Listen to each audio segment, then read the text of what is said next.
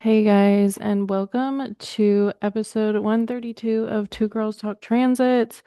We have a lot to talk about today. Unfortunately, Maddie won't be with us, so today it will just be me. But yeah, we have a big week ahead. We are entering Independence Day this week on July 4th, and we've got a full moon that we're looking forward to, or not, in the sign of Capricorn. So we've got a lot of different things to talk about. So go ahead and make yourself cozy or listen to us on your commute to work or whatever your normal routine is with us. And let's get started. So, the first thing we have happening on the 28th of June is Mars is entering into Gemini. Now, let me go ahead and pull this up for the viewers on YouTube so you can see what's happening. And I do also have to apologize for any listeners. I am pregnant and I'm like really out of breath whenever I speak. So you might hear like some heavy breathing, and that's kind of just how it's going to be. So, yeah, Mars is entering into the sign of Gemini. I think this will be a really nice and welcome shift. And the reason that I say that is because Mars was in detriment in Taurus, and we have a planet in detriment when the planet is opposite of its domicile. So it's in domicile in Scorpio. So Mars in Scorpio is somebody that takes action really fast, doesn't have trouble like with any stagnancy, like is able to feel and then take action based off those feelings and just has like a quickness to them. Whereas when we have Mars in Taurus, this is kind of the opposite of how Mars would like to move. So, with that being said, we have had this Mars in Taurus that has been like really delayed, really slow, really stubborn, whatever it is that we've maybe been thinking about doing or maybe have been trying to do has been moving at like a glacial pace. Or we just like can't get out of like our own way to be able to do whatever it is that we want to do. So with that, I think it'll be like really nice to bid the sign of or bid like Mars and Taurus goodbye and welcome it into the sign of Gemini. So in Gemini, Mars has a lot more quickness to it, which Mars likes. Mars doesn't like to like sit and think about things for too much time. And Gemini and air energy has that like quickness to it. It's able to like think about things and communicate them and then act based off of ideas. So wherever you've been feeling like, oh, I can't like really get the ball moving or I can't get like out of my own way, we have the opportunity to do this with Mars moving into Gemini. So that's really cool. So yeah, say hello to like some new action oriented stuff in your life. Now, with that, the next day, the following day, which is on Monday on the 29th, we do have Mercury stationing retrograde at 26 degrees of Cancer.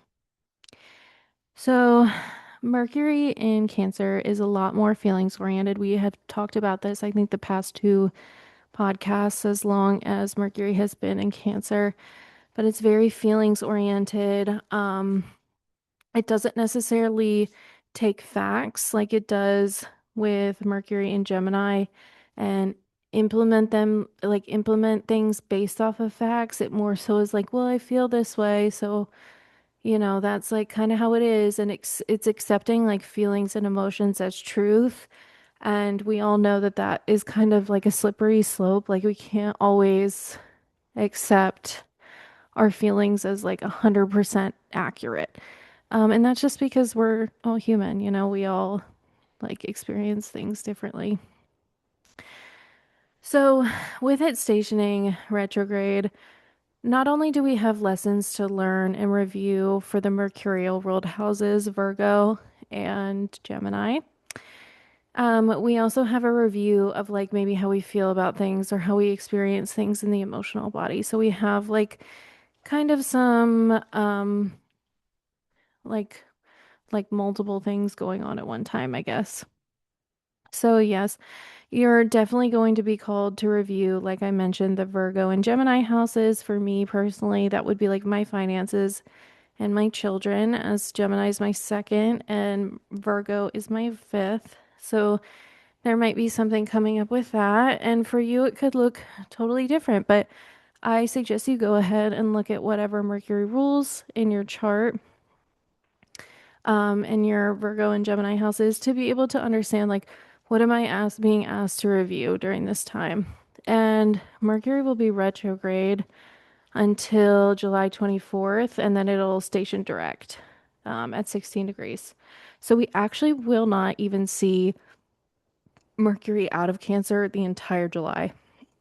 It'll be retrograde most of the time till the 24th, and then it'll go direct, and then it will pop into the sign of Leo on August 10th, I believe. So, yeah, we've got a lot of time to hang out with Mercury and Cancer and really get a good feel for what that means for us all individually. So, yeah, that's that. And on the same day that Mercury is stationing retrograde, we have this full moon in Capricorn happening at 8 degrees. Now, with this, we do want to keep in mind that we have three planets right now in the sign of Cancer. We have Jupiter there, which is about to move into Leo, I think, the following day. We have Mercury there, and we have the Sun there. So all of these planets are being ruled by the moon, and which is now full in Capricorn. So let's talk about what does Cancer want us to do and what does Capricorn want us to do. Cancer wants us to slow down. It wants us to be receptive. It wants us to be intuitive. It wants us to pay attention to our feelings. It wants to be nurtured, comfortable, taken care of. All of these things are significators of Cancer. It is very much like this intuitive, wise woman, like the high priestess, very much like in your feeling space. Now, because we have all of this ruled by Capricorn, Capricorn wants us to do something very different. It wants us to almost blatantly ignore our feelings, pay attention to our responsibilities, what's important, what we're supposed to do, the long-term plan, even if the long-term plan makes us extremely uncomfortable in the moment.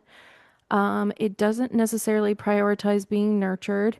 It prioritizes practicality at all costs. So, with all of these planets being in Cancer but being ruled by the Capricorn moon, it's almost like we are being reminded of maybe how deeply we need to be nurtured, but how we still might be holding ourselves back from that because of all of these responsibilities that we have in our life. And full moons are asking us to release something. It's like releasing these patterns or these ideas or, just all of this energy. So I almost want to say that while we're releasing, all of these responsibilities are going to be highlighted, because we can't release something without recognizing first. So during this full moon, it's going to be this illumination period where we're recognizing, wow, like I can't just be nurtured in my existence. I can't just be here and enjoy because I have this to do, that to do, this person to take care of, that person to take care of. I got to take care of myself. And then the moon is, although it's unaspected at the moment, within the next couple of hours, it will make a square to Saturn, which again is just highlighting like this tension we feel around responsibility and like needing to constantly push and needing to constantly show up and constantly like be productive, And that's like a harsh reality. But I'm hoping with this full moon, it's like an opportunity to let go of that story, to be like, you know what, like it is really painful that I'm not able to like 100% just chill on earth and like relax and be intuitive and move intuitively.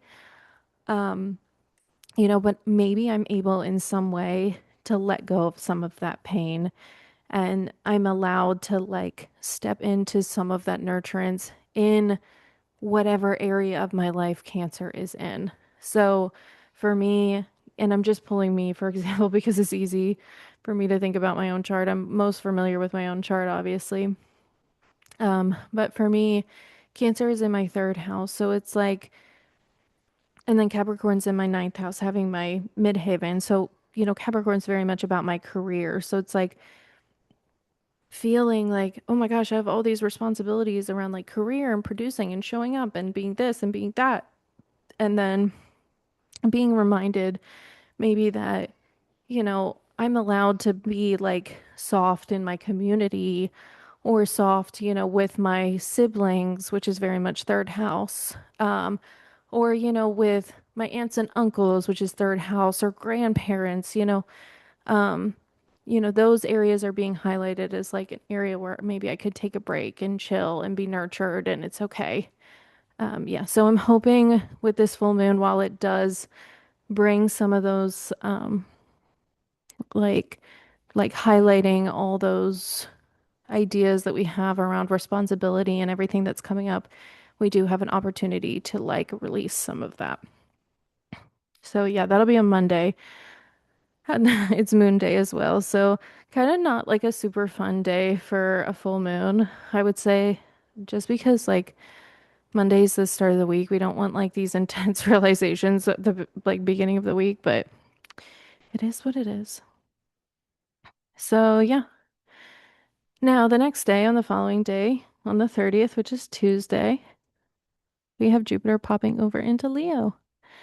Now, when Jupiter was in Cancer, and I do want to talk about this just quickly, um, it was very much like Jupiter glorifies, it expands, it like adds this like glimmering light of possibility to, we think about, wow, like all these Cancerian things could be wonderful, especially because Jupiter was exalted in Cancer. And, like I said, what does Cancer hold? It holds the home, it holds the family, it holds being a mother, so there could have previously been with Jupiter in Cancer this glorification of growing a family or becoming a mother or having a home in some way or like finding where your home is and just feeling like this sense of like belonging in your home space. And even if you're somebody that didn't want to become a mother or didn't want to have a family or, whatever that was, I think that Jupiter in Cancer was glorifying just this idea of wanting to be nurtured and wanting to feel nurtured. So it was like following whatever path was feeling most nurturing, and expanding on that. Now, with Jupiter popping over into Leo and it's saying goodbye to Cancer for, the next 12 years, I think 11 or 12 years until it comes back. It won't retrograde back there. So we're officially saying goodbye to that. Now, with Jupiter being in Leo, we have a glorification of some new topics. And what will those topics be? Like Leo themes. And the themes of Leo are like showing up, being seen, being noticed, having an idea, a creative idea or a craft that you're just bringing to light and letting people see and witness in all of its glory or messiness or whatever it is. You're just letting people see you. And it's this glorification of being witnessed, like Leo very much wants the spotlight on them. They want attention on them. So it's just like this idea of like, wow, to be seen is to be wonderful and to be great. So I wouldn't be surprised if many people are trying to like get noticed or like fame is being glorified in some way. Yeah, or just like being big and bold and, whoever you are that is like uniquely you. So, yeah, we have all that to look forward to. Anybody with like personal planets in Leo, those are going to get transited over with Jupiter being in Leo. So, that could be a cool experience. Like, glorifying some of your personal planets. And then if you have planets in the fixed signs, so that would be Leo, Scorpio, Aquarius, and Taurus, you'll be facing some squares from Jupiter, which could be like just a bit of conflict between like wanting to expand in one area and then feeling like a little bit of tension in the others, which would be those other fixed signs.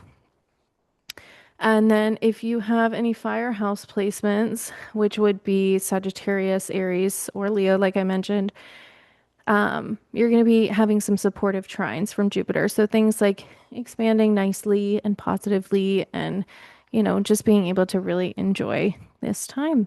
So yeah, we've got a lot, like we have a year to look forward to of Jupiter and Leo.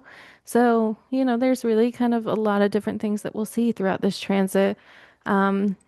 We do have eventually the South Node moving into Leo as well. So we'll have this very unique conjunction of the South Node and Jupiter in Leo at the same time. And I've seen a couple different astrologers talk about it, and it's quite unique and sometimes can be quite difficult to understand what's really going to come up with that because the South Node can be very much like the opposite of expansion, like a deep letting go. So when Jupiter meets the South Node, it's like this expansion of letting everything go. So that might be very interesting when that does come into play.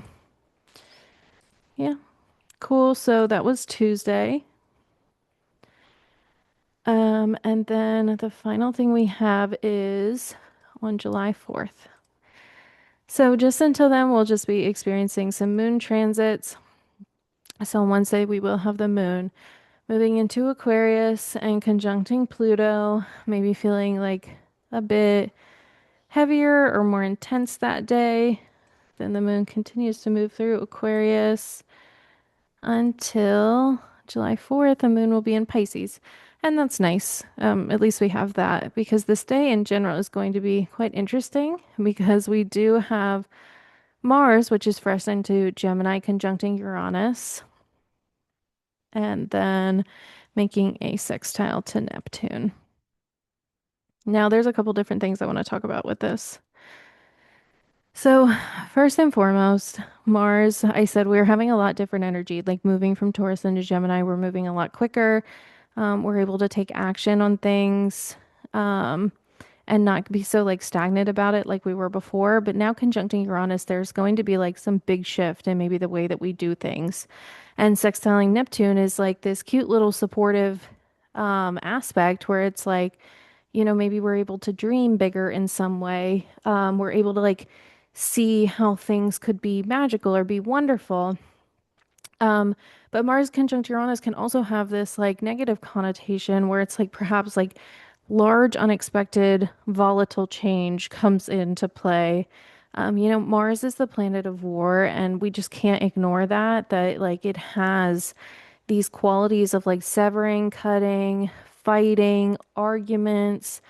And Uranus is like a strike of lightning. It's like unexpected things. Like, nobody expects to get struck by lightning randomly. So it's just this random, maybe volatile event. So we can kind of see it both ways. Either we decide to like take action and do things very differently, or we have this, maybe unexpected event come into play where like, I don't know, a tree falls down in our neighborhood and we can't get out. I don't know, just something silly. But um, yeah, so we have that to expect. Now, I also want to look at the United States solar return for this because it is July 4th. It is Independence Day. And this transit, this Mars conjunct Uranus, really marks a big theme for the solar return chart of the United States. So let's see. So here's the solar return chart of the United States. It'll be on July 5th of 2026. And what we have here is Uranus conjuncting Mars in the first house of Gemini. Now, in mundane astrology, and I did a bit of research on this, so mundane astrology is the astrology of countries and world events, and the first house represents the general populace, the citizens, and the national identity. So we might be having some really big shifts in who we are as a country or even our people. There's just some really big, drastic changes happening. And, I wouldn't be surprised with Uranus conjunct Mars. It's like people are getting more pissed off. People are getting like really motivated to make a huge change. And it just like Mars is like the significator of like, I'm gonna stand up and fight. And conjunct Uranus is like, we haven't been fighting in the past, and now it's time to like actually put up a fight because we're tired of, the current stance, the current politics or how things are. What I also find interesting about this is Mars in this particular chart rules the sixth house, which can very much be about health or the health of our people. And it also rules the 11th house. And in mundane astrology, the 11th house can be legislator, allied nations, and the collective wealth or treasury of the state. So I also think this is super interesting because we could be experiencing like some drastic changes in legislator, or maybe because we're not experiencing changes in it and we need to be, now we're wanting to like fight about that, or now we're wanting to like really change that. So, yeah, I think it's interesting just to look at the country as a whole and to see like all of the changes that are going to be happening with it. And July 4th just provided like a perfect opportunity for us to look at the solar return chart of the United States. So there's a lot more to say here. There's a lot more going on, but I just wanted to highlight that specific transit and how we could see that definitely coming up. So, yeah, very cool little aspect to look at. And then yeah, we're back to July 4th. Um, but yeah, what to expect on that day? I would just be like cautious with any kind of plans. I would definitely be cautious. Hold on, let me try to clear this out with like fireworks on this day, just because we do have Mars conjunct Uranus, so it's like kind of explosives or things that explode could go unexpectedly. So I wouldn't personally mess with them. You could watch them from afar and somebody else can mess with them. That's totally fine. And it can even actually just represent fireworks in general. Like we see like these beautiful explosive things that we don't normally see. Um, yeah, but personally, I just wouldn't mess with them. But nonetheless, I think with the moon being in Pisces, it'll be like a good time to connect with people and just feeling like, dreamy about things and like enjoying life. Yeah, which is usually like a part of the 4th of July holiday in general. So yeah, that was our week ahead. And we ended on Saturday. So next week we have a lot more to expect. And Maddie will be back with us next week. But thank you for just listening to me for the time being. In any case, if you want more from us, we're on YouTube at Two Girls Talk Transits. And then below in the description, we have ways that you can book a reading with either Maddie or myself. We both offer different services. And we are just like two different people and just read things differently. So yeah, if you feel like you resonate with either one of us, both of us would be overjoyed to do a reading for you. But yeah, thanks for tuning in. I hope you have a good week ahead. And if you do happen to experience anything that like resonates with us, we really like to hear, or like resonates with what we said. We really like to hear about that. So just sending us like either an email at twogirlstalktransits@gmail.com, or yeah, finding us on YouTube and like dropping a comment. All that stuff is great to hear. So thank you. Have a good week.